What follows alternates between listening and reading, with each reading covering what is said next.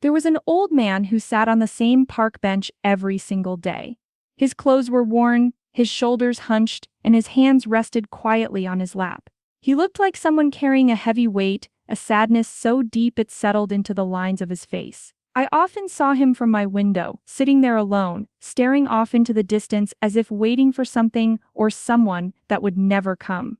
No one really knew his story. He never spoke to anyone, never smiled, never waved. People hurried past him without a second glance, busy with their own lives. Sometimes I wondered if he was invisible, like a ghost walking among us. The world around him buzzed with noise and laughter, but he remained silent, like a forgotten memory. I asked myself, why does he come here every day? What is he waiting for? What happened to make him so quiet and so alone? There was a story hidden behind those tired eyes, a story nobody seemed to hear, and yet, something about him pulled at my heart in a way I couldn't explain. One cold morning, I noticed a little boy walking toward that same bench. He looked curious, full of life and questions. I had a feeling that what was about to happen next would change everything, not just for the old man, but for everyone who witnessed it. Little did I know, this small moment would bring tears to many eyes and remind us all of something we often forget. One chilly afternoon, as the wind whispered through the bare trees, a little boy appeared near the park bench. He was about 7 years old, with bright eyes full of curiosity and a smile that seemed to glow even in the cold. Unlike the others who passed by quickly, this boy stopped. He looked at the old man, not with fear or pity, but with something warmer, something kinder. The boy didn't rush or shout. Instead, he walked slowly toward the bench, as if he knew he was crossing into a quiet, fragile world. The veteran watched him with surprise. For years, no one had come close. The boy's small steps felt like a gentle invitation, breaking through the heavy silence that surrounded the man. The boy sat down quietly on the edge of the bench. He didn't ask for anything. He just sat. For a long moment, the veteran said nothing.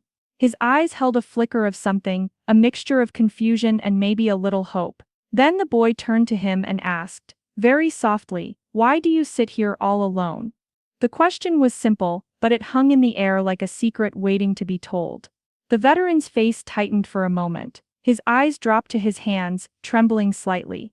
It was clear that the question touched something deep inside, a place he had kept hidden for a long time. He didn't answer right away. Instead, he looked at the boy, really looked as if seeing him for the first time.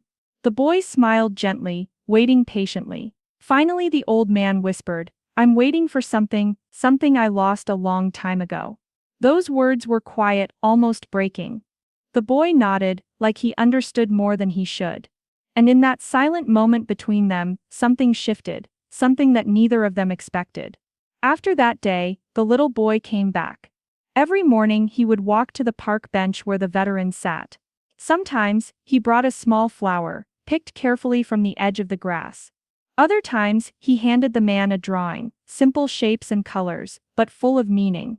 Once he even shared a sandwich, breaking it gently in half and offering it with a shy smile. The veteran didn't say much at first. His words were few and slow, like he was afraid they might disappear if he spoke too loudly. But slowly, day by day, they began to share something without needing many words. A look, a quiet laugh. A nod. The silence between them was soft and comfortable, no longer heavy and lonely. I watched them from a distance, feeling something stir inside me. It was like watching two broken pieces slowly find their way back to each other. The boy had no idea how much he was helping. He was healing a heart that had been closed off for years. Sometimes, when the wind blew a little colder, the veteran would reach into his pocket and pull out a small worn photograph. I could see it from my window, the faded faces, smiles frozen in time. He never showed it to the boy, but he looked at it often, as if holding on to a memory he didn't want to lose. I guessed that the man's past was full of stories too painful to tell, stories of war and loss, of friends lost and promises broken. But with the boy's quiet presence, the veteran seemed to carry those memories with a little less weight. His eyes would sometimes glisten with tears, but there was also something else, a flicker of peace, maybe even hope. I found myself drawn to their friendship, feeling grateful for the simple kindness between them. It reminded me that sometimes, the smallest gestures can reach the deepest parts of a person's soul. It made me wonder how many people around us are waiting for someone to just sit beside them, to listen without words, and to care. And so, day after day, the boy and the veteran sat together on that bench. Two souls from different worlds, quietly healing each other without ever rushing or forcing. Something beautiful was growing there, something real. One quiet afternoon, as the sun began to sink low and the sky turned soft shades of pink and gold, the little boy looked up at the veteran with a seriousness that surprised me. The usual smile was gone, his eyes were filled with something deeper, something grown up beyond his years. "Why are you always alone?" the boy asked softly. "Why do you look so sad?" The veteran's eyes darkened for a moment, and he looked away. Then slowly, as if unearthing a treasure long buried, he began to speak. His voice was rough, barely above a whisper. "I was a soldier," he said. "I fought in a war far from here. I lost many friends. People who were like family to me. But the hardest thing was losing my son." The boy's eyes grew wider, but he didn't interrupt. He sat very still, listening with his whole heart. "My son was young," the veteran continued, voice breaking. "He was full of dreams and laughter. Before I left, I promised him I'd come back safe, but I never did, not really. When I returned, he was gone, taken by sickness while I was away. I wasn't there to hold his hand, or tell him it would be okay." He paused, swallowing hard. "I sit here every day, hoping somehow to hear his voice again, hoping to find peace in a world that feels empty without him." The weight of his words filled the air, heavy and aching. I felt tears sting my eyes, and I could see the same silent pain reflected in the boy's face. He was no longer just a child, he was someone who understood loss, even if he had never experienced it himself. Then something surprising happened. The boy reached into his pocket and pulled out a small crumpled note. "I lost someone too," he said quietly. "My sister, she's not here anymore." The veteran looked at the boy, stunned. The boy's small hand held the note tightly, but his voice was steady. "She used to tell me that people we love never really leave us. They stay in our hearts, and when we remember them, they're still with us. I think maybe your son is with you, even if you can't see him." The veteran's eyes filled with tears, not just sadness, but something softer, something like hope. For the first time in a long while, his shoulders relaxed. The silence between them was different now. It was no longer empty, it was full of something healing. In that moment, I realized that the boy's simple words had cracked open a door in the veteran's heart. A door that had been locked tight with pain for so many years. Sometimes the greatest comfort comes not from grand gestures or perfect words, but from a small voice willing to speak truth and hope in the face of sorrow. After the veteran wiped his tears, the little boy reached into his backpack and pulled out a small worn book. It looked old, with pages soft from being read many times. He handed it to the veteran gently. "This was my grandma's favorite book," the boy said. "She told me stories from it when I was scared or sad. It's about a knight who was brave, even when everything seemed dark." The veteran opened the book slowly, his fingers tracing the words and pictures. The boy's voice grew quiet but steady as he shared the story, how the knight faced danger and loss, but never gave up hope.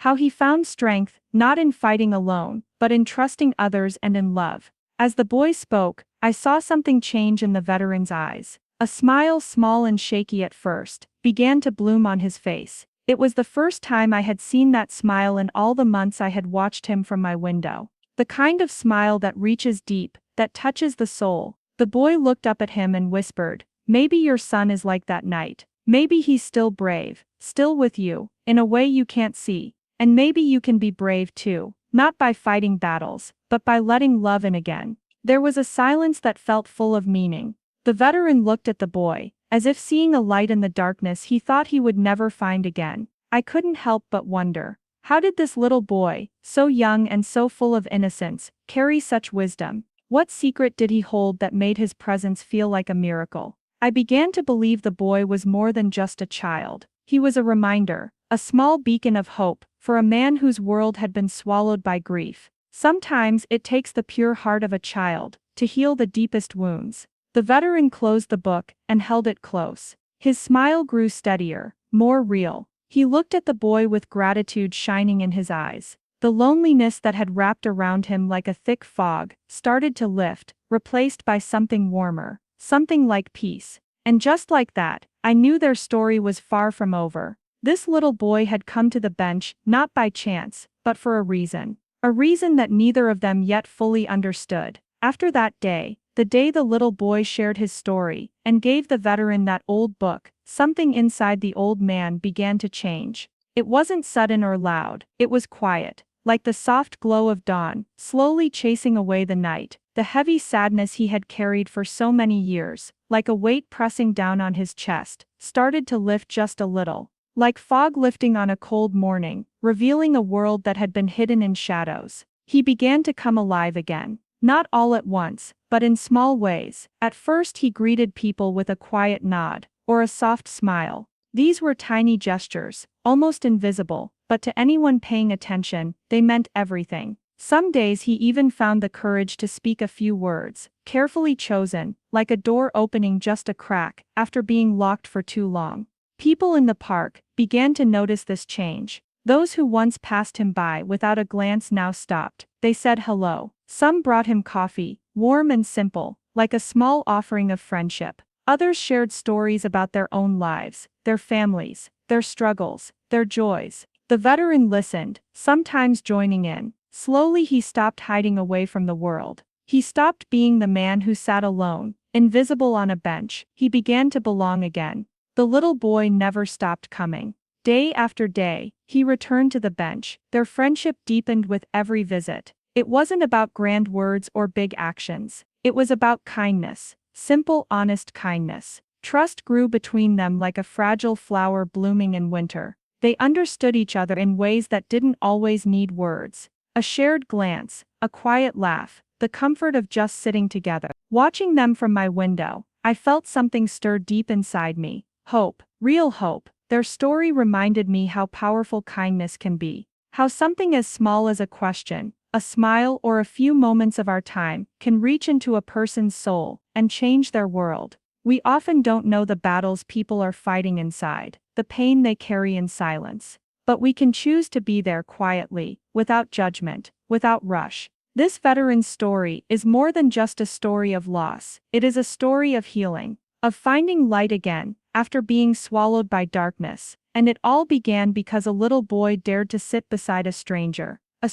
who thought he was invisible. So, if you ever see someone alone, don't turn away, don't think you're too busy, or that it's not your place. Sometimes all it takes is a little courage, a little kindness, and a heart willing to reach out, because one small act, one small moment of care, can change a life forever. And maybe, just maybe, it will change yours too. Thank you for listening to this story. If it touched your heart even a little, I hope you'll remember it the next time you see someone sitting alone, or struggling quietly around you. Sometimes all a person needs is a small act of kindness, a smile, a question, or simply a moment of your time. Kindness and patience can change lives. You never know what someone is going through, or how much a simple gesture might mean to them. So don't be afraid to reach out, to be that light in someone's darkness. If this story moved you, please like the video, leave a comment to share your thoughts, and subscribe so you don't miss more stories like this. And most of all, share this video with someone who needs hope today. Together we can remind each other that even the smallest kindness can bring healing and light.